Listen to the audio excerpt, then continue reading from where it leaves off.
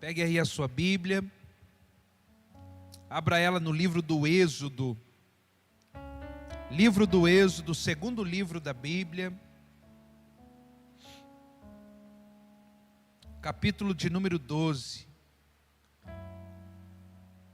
Livro do Êxodo, capítulo de número 12.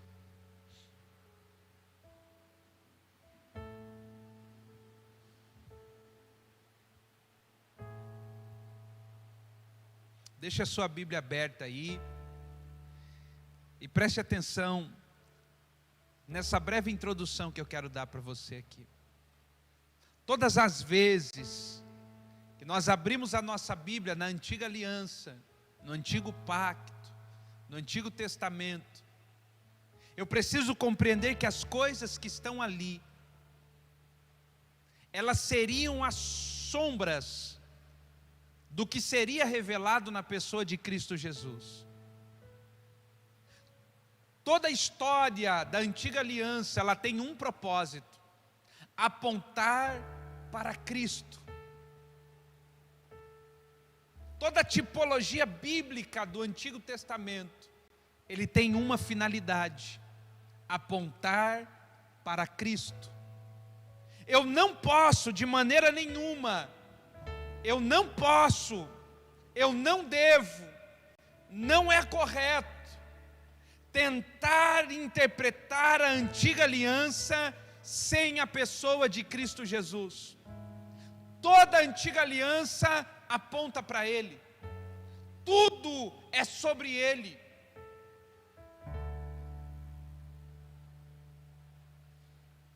A pergunta de Isaac, subindo com Abraão no monte, quando Deus pediu para Abraão seu filho, e eles estão subindo com a lenha, com o fogo, e Isaac olha para o seu pai e diz assim: pai, eu estou vendo tudo que nós precisamos para o sacrifício, mas onde está o cordeiro? Essa talvez seja a pergunta que ecoa até hoje. Existem inúmeras pessoas que estão perguntando ainda hoje: onde está o cordeiro?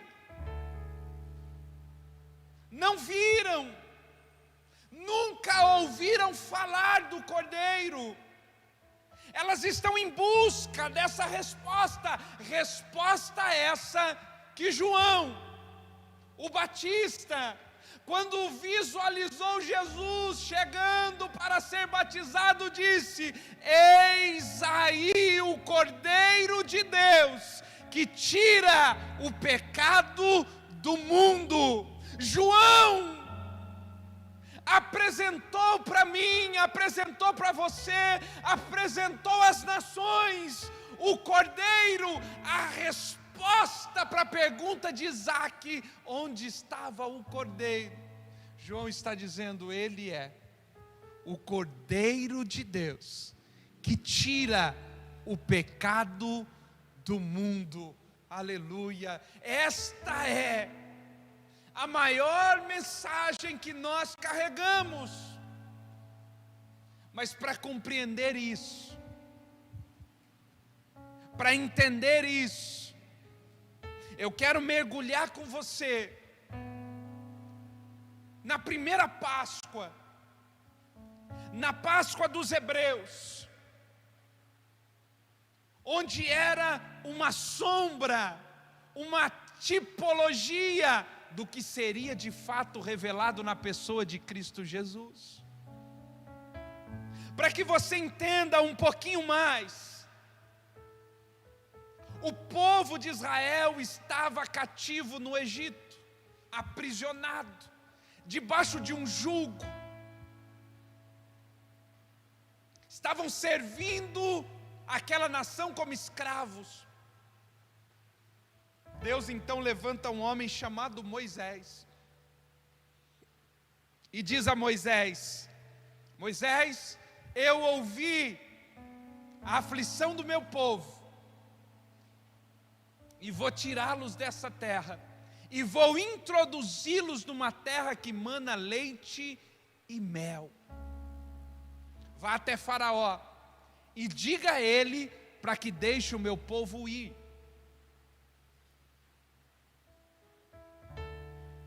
E Moisés vai até Faraó, mas o coração de Faraó está endurecido.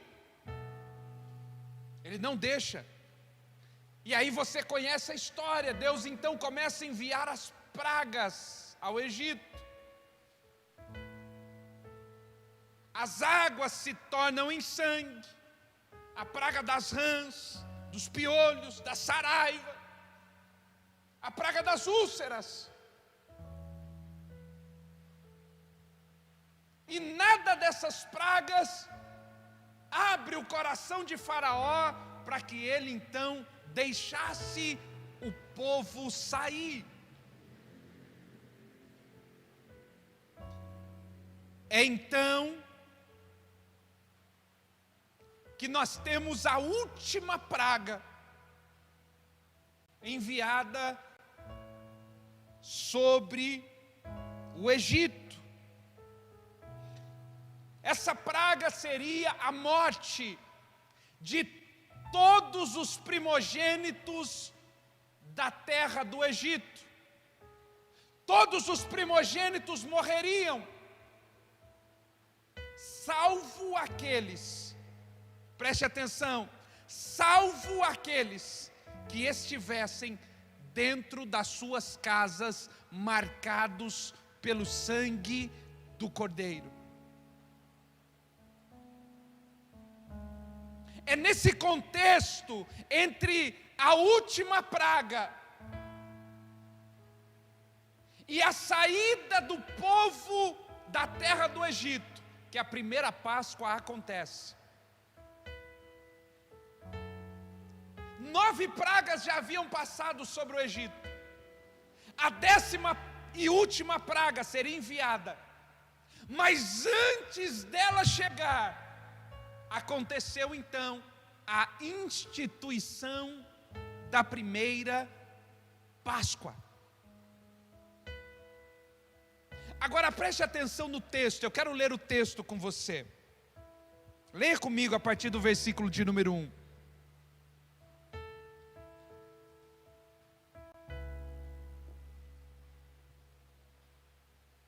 Está escrito assim: e falou o Senhor a Moisés e a Arão na terra do Egito, dizendo: este mesmo mês vos será o princípio dos meses.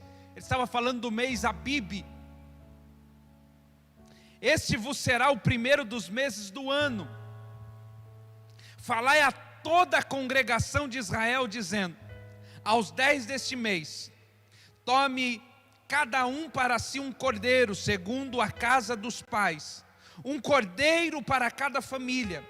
Mas se a família for pequena para o cordeiro, então tome um só com o seu vizinho perto de sua casa, conforme o número de almas, cada um conforme o seu comer. Fareis a conta conforme o cordeiro. O cordeiro ou cabrito será sem mácula, um macho de 1 ano, o qual tomareis das ovelhas ou das cabras, e o guardareis até o 14º dia deste mês. E todo o ajuntamento da congregação de Israel o sacrificará à tarde, e tomarão do sangue, e poloão em ambas as ombreiras e na verga da porta, nas casas em que o comerem. E naquela noite comerão a carne assada no fogo, com pães ázimos, e com ervas amargas o comerão. Não comereis dele cru, nem cozido em água, senão assado no fogo, e a sua cabeça com os seus pés e com a sua fressura. E nada deles deixará até amanhã, mas o que dele ficar até amanhã queimareis no fogo. Assim, pois, o comereis: os vossos lombos cingidos, os vossos sapatos nos pés e o vosso cajado na mão. E o comereis apressadamente, porque esta é a Páscoa do Senhor. Aleluia. Preste atenção.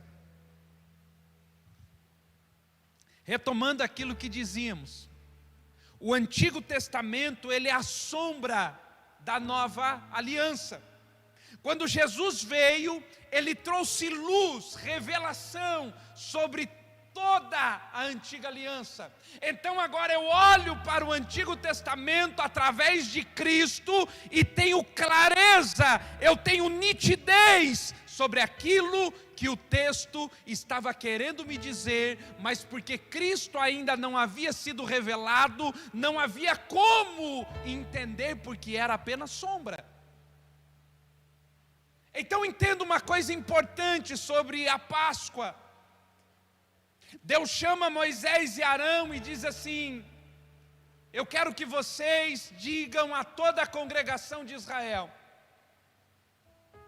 que nesse primeiro mês, ao 10º dia, toda a congregação de Israel separe para si um cordeiro ou um cabrito. Preste atenção nas características, anote aí. Esse cordeiro ou esse cabrito, ele deveria ser separado ao 10º dia do mês. Ele deveria ser um macho de 1 ano de idade. Ele não poderia ter defeito. E ele deveria ser sacrificado ao 14º dia.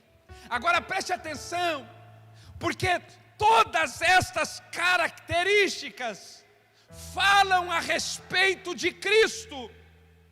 Primeiro, ele deveria ser um cordeiro sem mácula, sem defeito. Segundo, ele deveria ser separado com 1 ano de idade. Veja, esse cordeiro que seria morto, ele deveria ter 1 ano de idade. Isso fala da morte precoce. Eu quero lembrar você que Cristo morreu aos 33 anos de idade. Uma morte precoce, uma morte quando a sua vida ainda estava começando. Dado que para um judeu, o seu ministério de fato só começa a partir dos 30. Ele deveria ser separado ao 10º dia do mês, colocado à parte. Lembra disso? Ele deveria ser separado. Ele deveria ficar 4 dias em avaliação. E no 14º dia, ele deveria ser sacrificado diante de toda a congregação, à tarde. Isso fala de um apontamento direto para a pessoa de Cristo Jesus, que também foi separado, analisado durante a sua vida. Não foi encontrado defeito algum. Por isso que uma das atitudes de Pilatos é lavar as mãos. Ele diz: eu estou lavando as mãos porque não encontrei nesse homem pecado algum.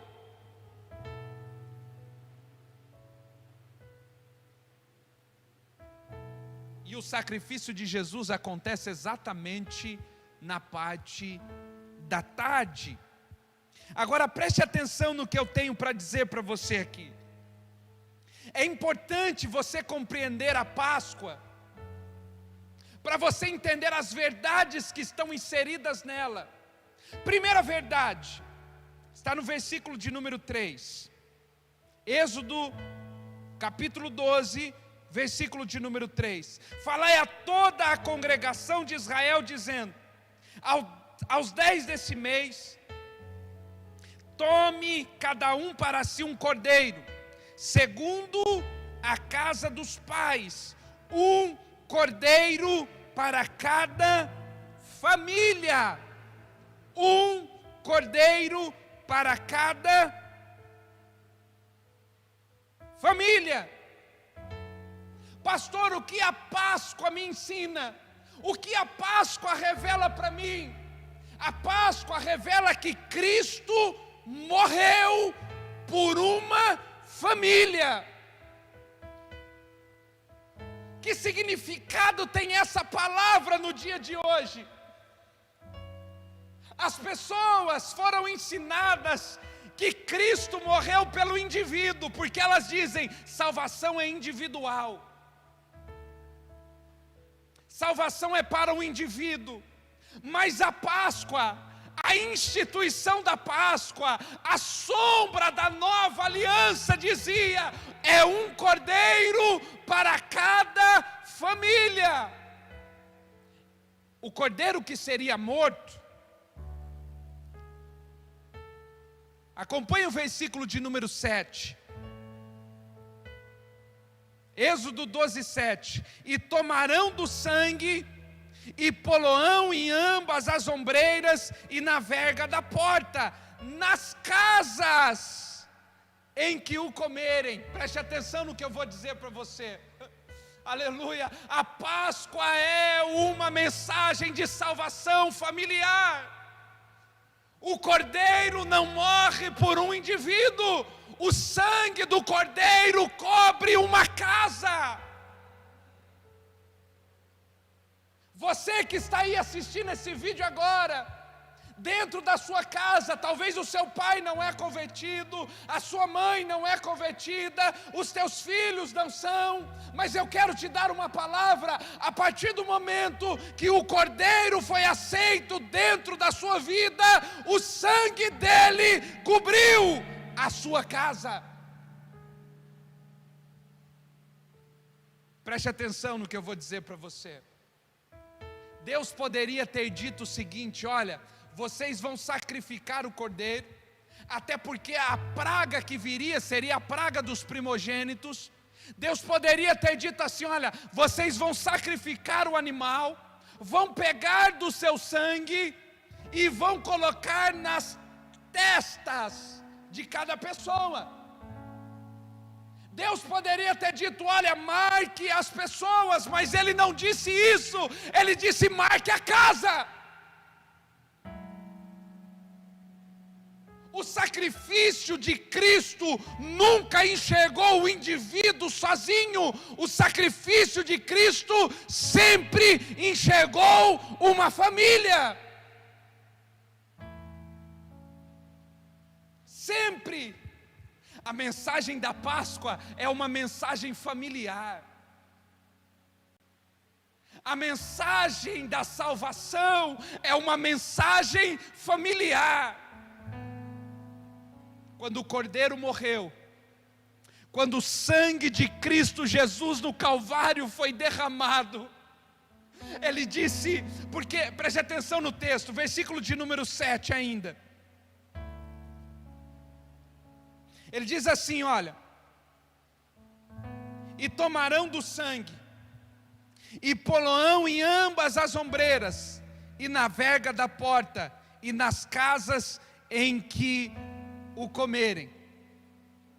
Quando você vai ler e vai estudar, você vai descobrir que eles usaram uma planta chamada hisopo, para pegar do sangue que fora derramado pelo cordeiro e passar na verga da porta da casa. E quando você vai se aprofundando, você descobre que o hisopo, ele tipifica a fé. Ele faz uma tipologia da fé. Pastor, o que você está querendo dizer? Eu estou querendo dizer o seguinte, que quando Cristo morreu na cruz do Calvário, pela fé eu o aceitei, e pela mesma fé que eu recebi no meu coração, eu posso pegar do sangue e marcar a minha casa, e marcar a minha família. O sangue do Cordeiro Pascal, que foi morto na primeira Páscoa, ele marcava a casa e não os indivíduos, porque a salvação é familiar, a salvação nunca foi individual.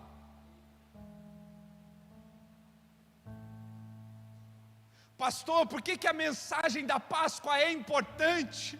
Porque a mensagem da Páscoa, ela garante para mim a salvação da minha família. Nós estamos vivendo dias tão especiais, dias tão importantes,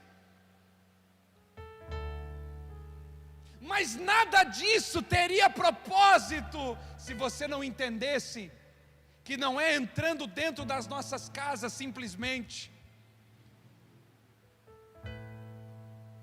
O Ministério da Saúde diz: fique em casa. A recomendação é essa, na tentativa de tranquilizar as pessoas. Mas eu quero dizer para você que o que traz segurança para uma casa não é apenas estar dentro dela, é ter o sangue de Jesus na verga da porta.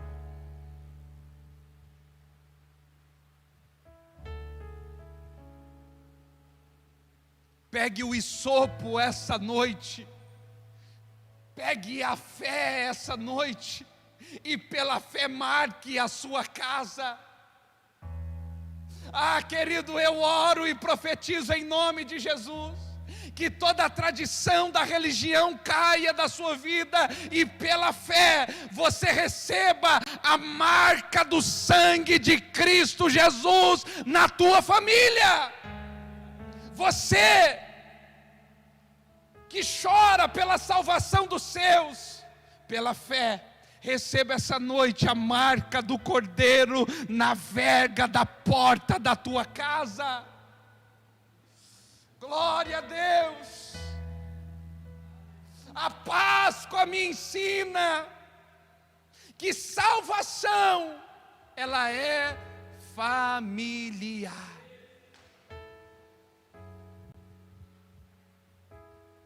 Meu Deus, glória a Deus.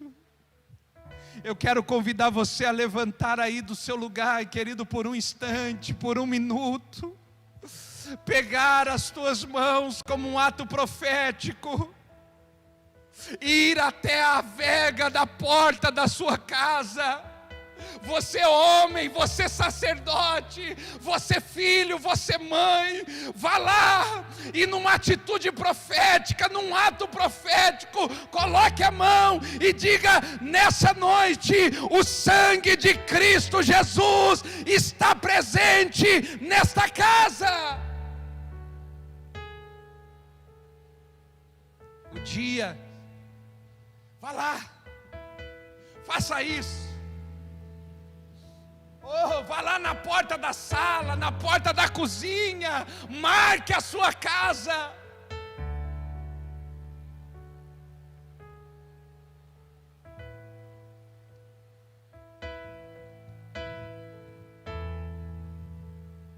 A Páscoa bíblica, a Páscoa que aponta para Jesus, ela me ensina que uma família é salva pelo Cordeiro que morre. Entenda isso. Eu sei que talvez seja difícil para você que recebeu uma informação errada, mas está escrito aqui, Êxodo capítulo 12, versículo de número 3 e versículo de número 7, que o sacrifício do Cordeiro seria para uma família. Aleluia, glória a Deus. Pegue a fé essa noite, querido, porque salvação é pela fé. Salvação não é o que os olhos estão vendo, salvação não é aquilo que te... salvação é pela fé. Salvação é graça de Deus. Salvação não é a renúncia que você faz, salvação é o Cordeiro que morreu. Salvação não é o esforço que você tem para ser santo. Salvação é a capacidade de reconhecer que é um miserável, pobre, cego e nu, e que precisa do sangue do Cordeiro na sua vida. Isso é graça.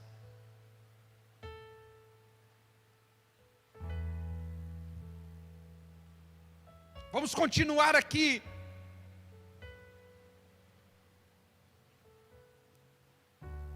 Versículo de número 4, de Êxodo capítulo 12. Mas se a família for pequena para o cordeiro, oh meu Deus, olha, mas se a família for pequena para o cordeiro, então tome um só com o seu vizinho perto da sua casa, conforme o número de almas, cada um conforme o seu comer, fareis a conta conforme o cordeiro. Então veja, a família tinha separado um animal para ser sacrificado, mas às vezes a família era pequena demais. Ela olhava para o cordeiro e dizia: esse cordeiro é grande demais. Aleluia, presta atenção, você vai entender.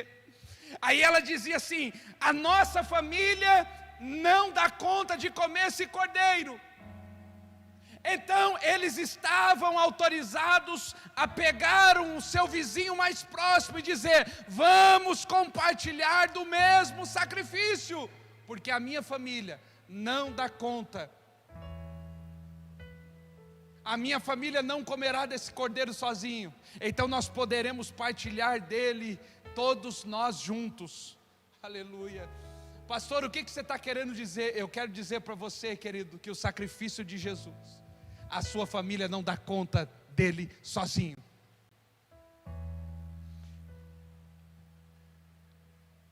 A sua família, a sua casa é pequena demais para o sacrifício do Cordeiro Santo de Deus. Pastor, o que você quer dizer? Eu quero dizer que você pode chamar o vizinho. Eu quero dizer que você pode chamar a parentela e dizer: vamos partilhar do mesmo cordeiro.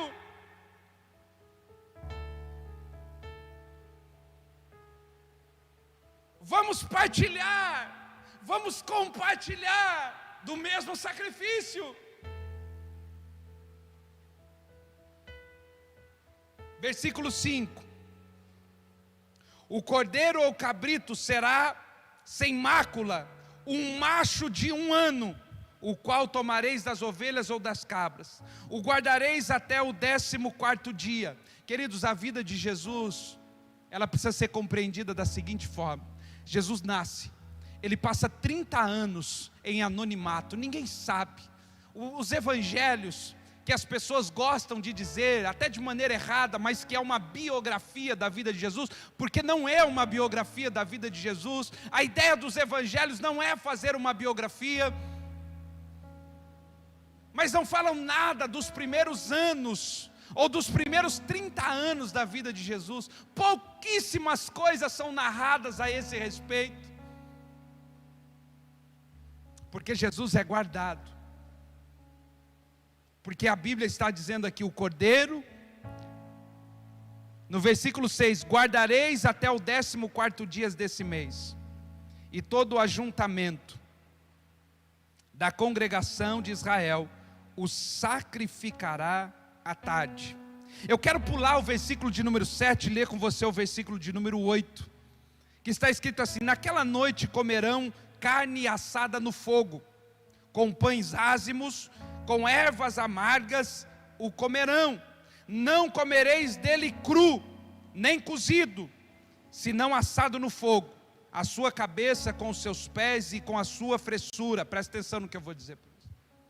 A recomendação, a ordem, a direção de Deus foi: o cordeiro que você vai comer, ele não pode ser cozido. Você não pode colocar esse animal dentro de uma panela.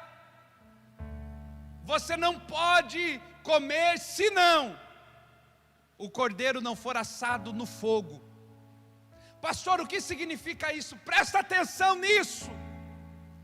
O fogo, o cordeiro tem uma tipologia. Qual é, pastor?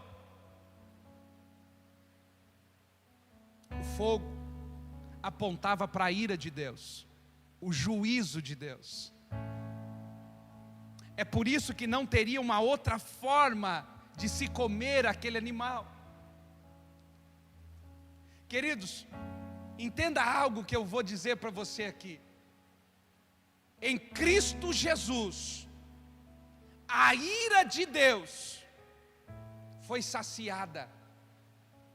Algumas pessoas estão dizendo que o que está acontecendo no mundo hoje é reflexo da ira de Deus. Deus não está irado. Porque se Deus estivesse irado, o sacrifício de Cristo Jesus teria sido incompleto. Quando Deus disse ao povo de Israel: vocês deverão comer o cordeiro assado no fogo, se estava fazendo um apontamento para o cordeiro que seria exposto ao fogo do juízo de Deus. Jesus foi o único homem sem pecado nenhum, como diz o texto, sem defeito, sem mancha, capaz de receber o fogo da ira de Deus. Por que hoje, por que nesses dias atuais, nós cometemos pecados, erramos, e não somos fulminados por Deus? Por que Deus ainda permite que subamos no altar, que ministremos a sua palavra? Tudo isso só é possível porque há 2000 anos atrás, o Cordeiro Imaculado subiu naquela cruz e recebeu o fogo da ira de Deus. A Páscoa me ensina que a ira de Deus foi saciada em Cristo Jesus, o Cordeiro da Páscoa. Talvez você cresceu ouvindo expressões do tipo: cuidado, Deus vai pesar a mão sobre você.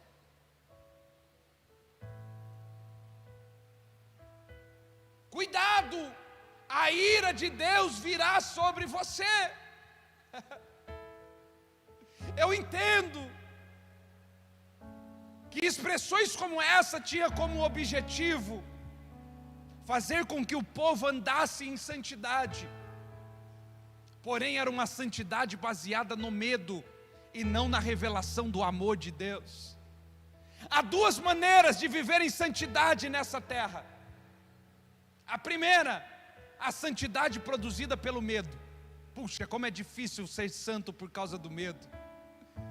Como é difícil andar em santidade por causa do medo do inferno.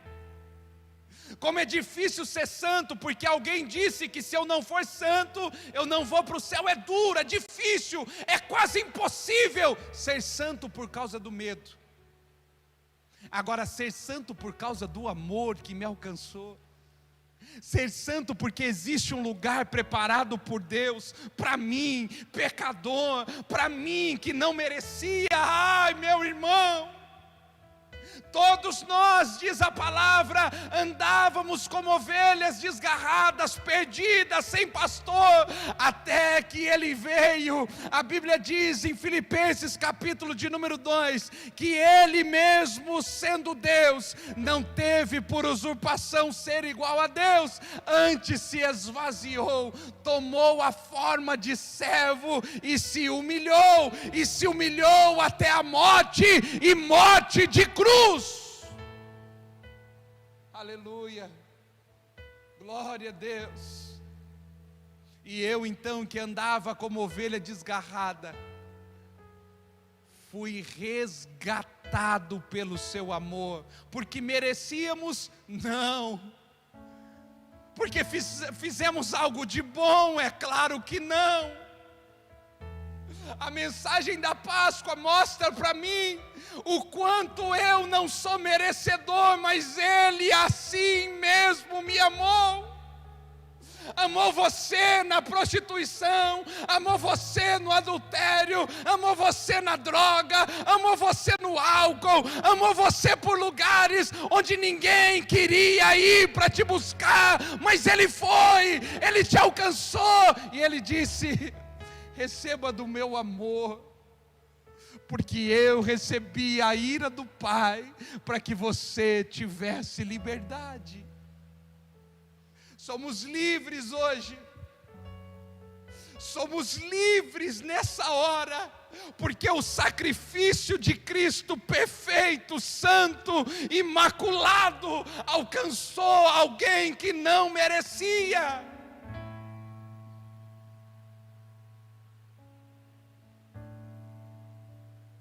Quando eu olho para o texto, dizendo, você não pode comer dele cru,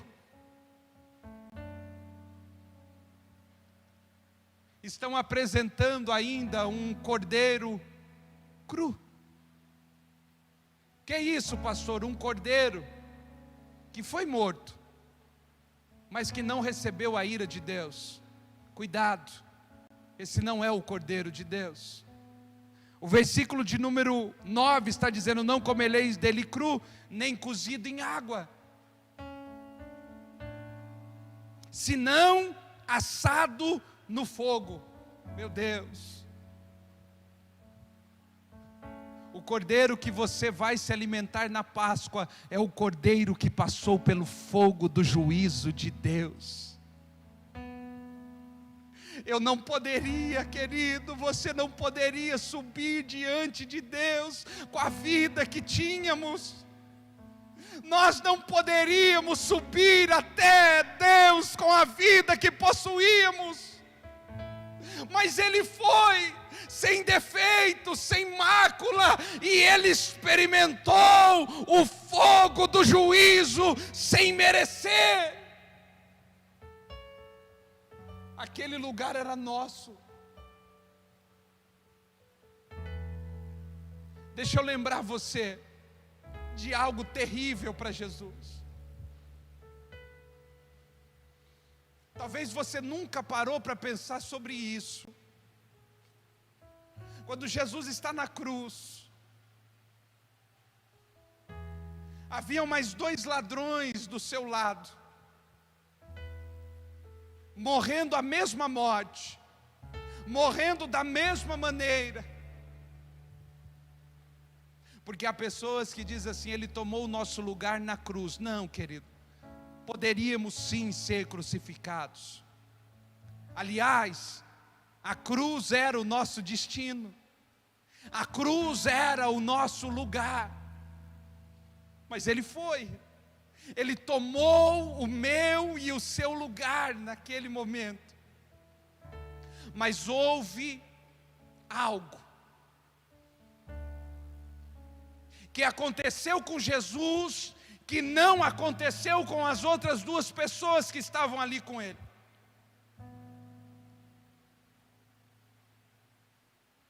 Houve um momento em que o meu pecado e o seu pecado foi colocado nos teus ombros. Deixa eu lembrar você de que a morte da cruz era uma morte por asfixia. Isso significa que a pessoa teria que ter o seu peso colocado sobre os seus pés, presos por prego.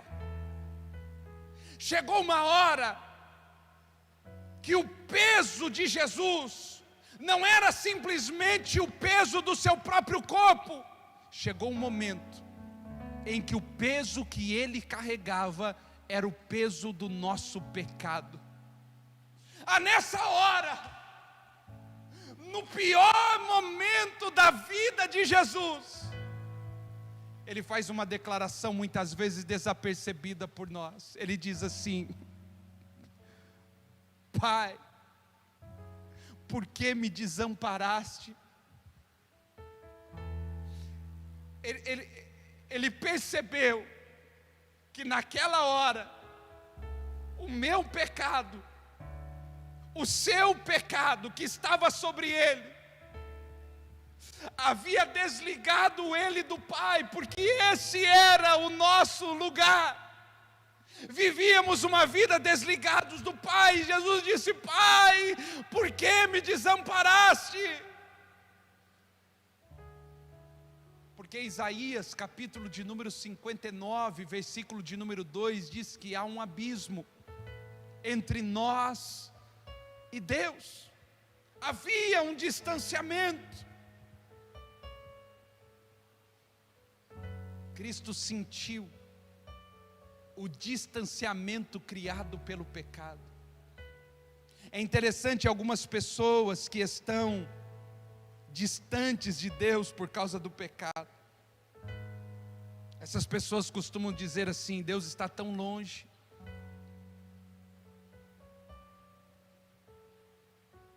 Pastor, como Deus está longe? Eu quero dizer para você: não, querido. Deus não está longe. Isso é o pecado.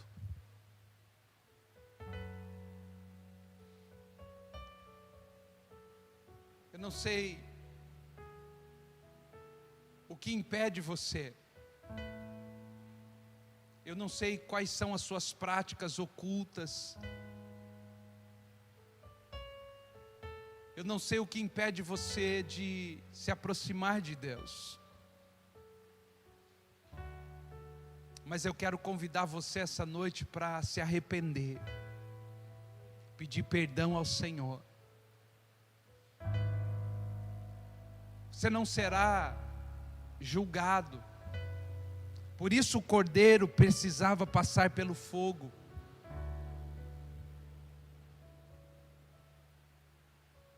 Porque ele estava sendo julgado no nosso lugar.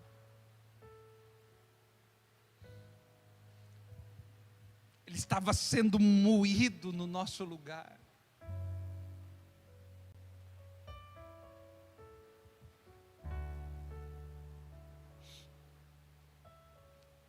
Cristo recebeu a ira de Deus, para que eu pudesse receber do seu favor, da sua graça, do seu perdão.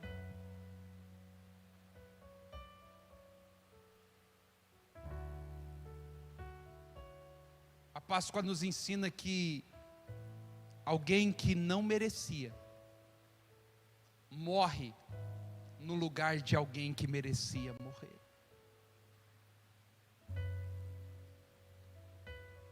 Continue a leitura comigo, porque no versículo de número 11,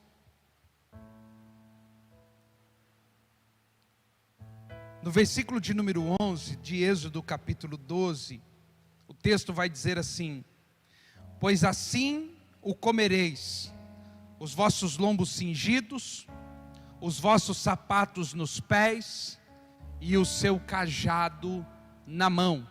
Comam apressadamente, esta é a Páscoa do Senhor. É lindo isso, porque a Páscoa, a instituição da Páscoa, ela era uma refeição para ser feito pronto para uma fuga. Grava isso. Deus disse assim: olha, vocês vão fazer a refeição da Páscoa, mas quando forem comer a refeição, vocês precisam estar com os lombos cingidos, os sapatos nos pés e o cajado na mão.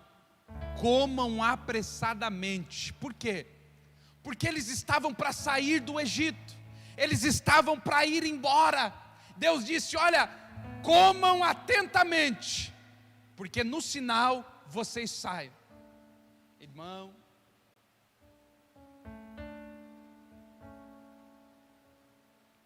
deixa eu te dizer algo.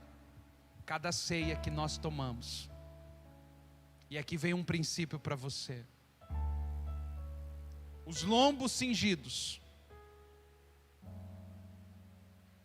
falam das nossas vestimentas, calçando os pés e cajado na mão. Ministério.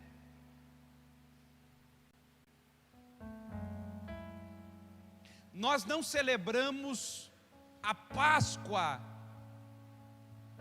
como ela está escrita aqui. Por que nós não celebramos essa Páscoa, pastor? Porque ela era a sombra.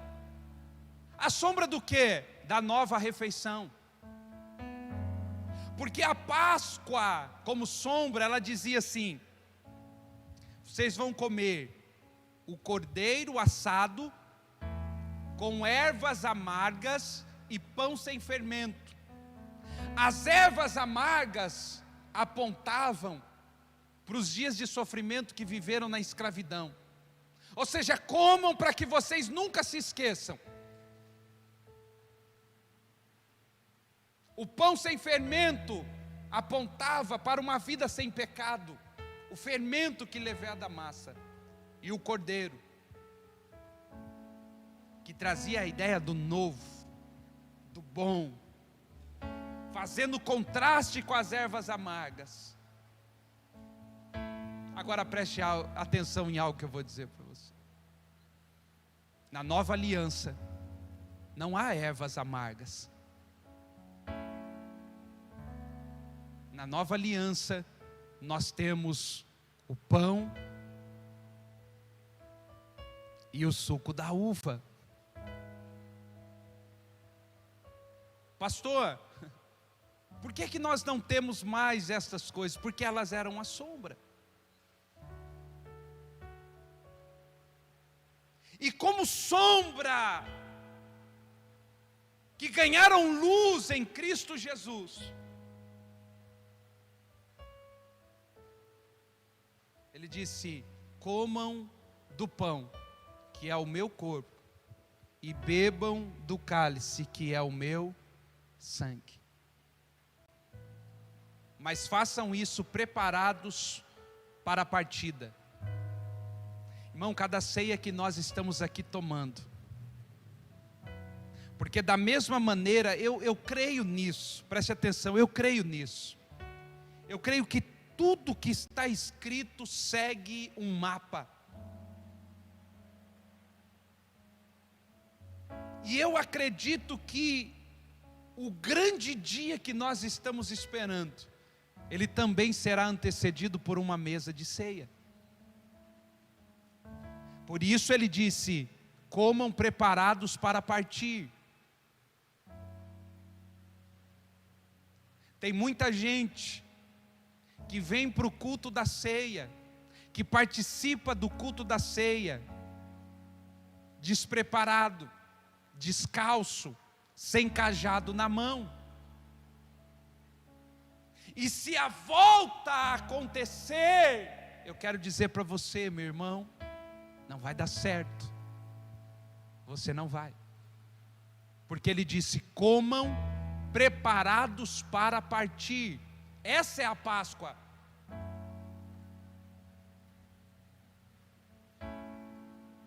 Toda ceia que nós celebramos, nós precisamos estar prontos. Pode ser depois de tomar essa ceia, pode ser que ele volte e a gente saia.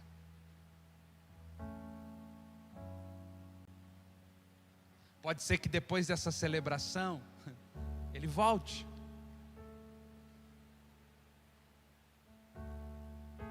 Pode ser que depois dessa celebração ele diga: vão embora, saiam.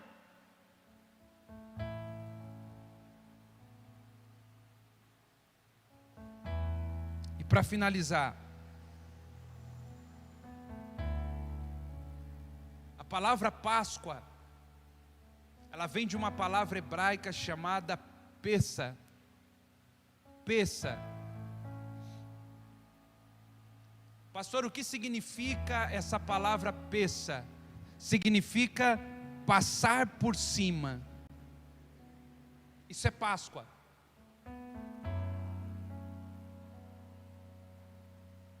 No dia em que o povo estava comendo a Páscoa dentro da sua casa, marcada pelo sangue do Cordeiro, havia morte lá fora. Havia uma morte tirando a vida dos primogênitos lá fora.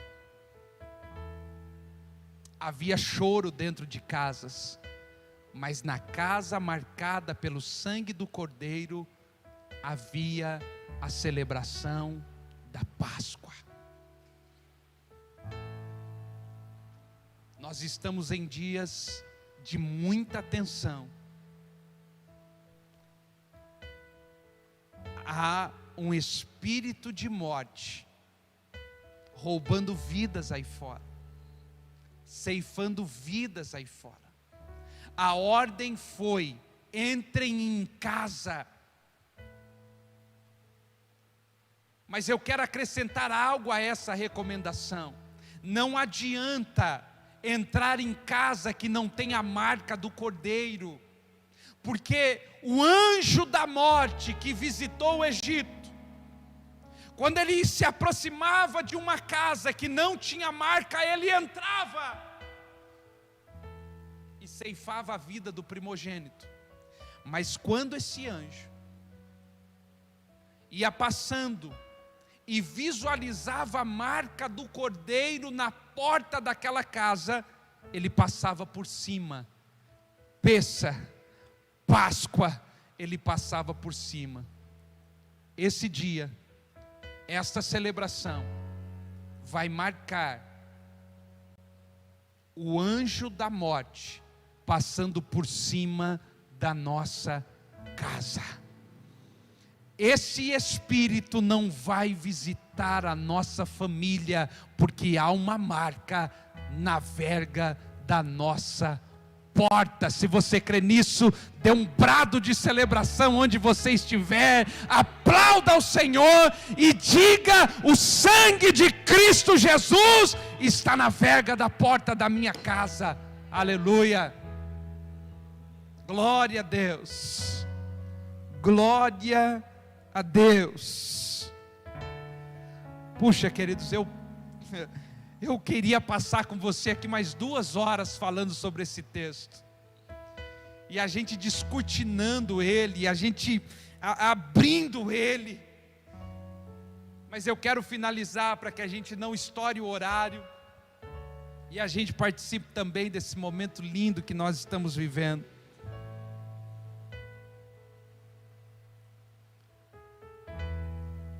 Ele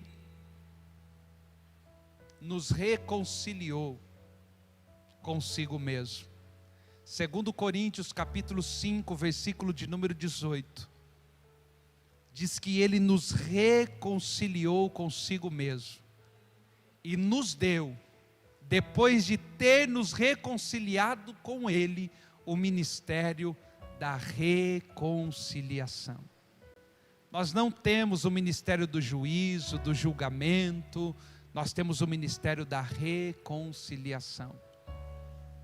Louvado seja Deus. Eu quero orar com você, e espero que essa palavra tenha encontrado no seu coração pouso, abrigo, morada, e que você, para a glória de Deus, tome posse, não deixe o inimigo roubar de você uma palavra sequer, para que nós possamos então celebrar a ceia do Senhor.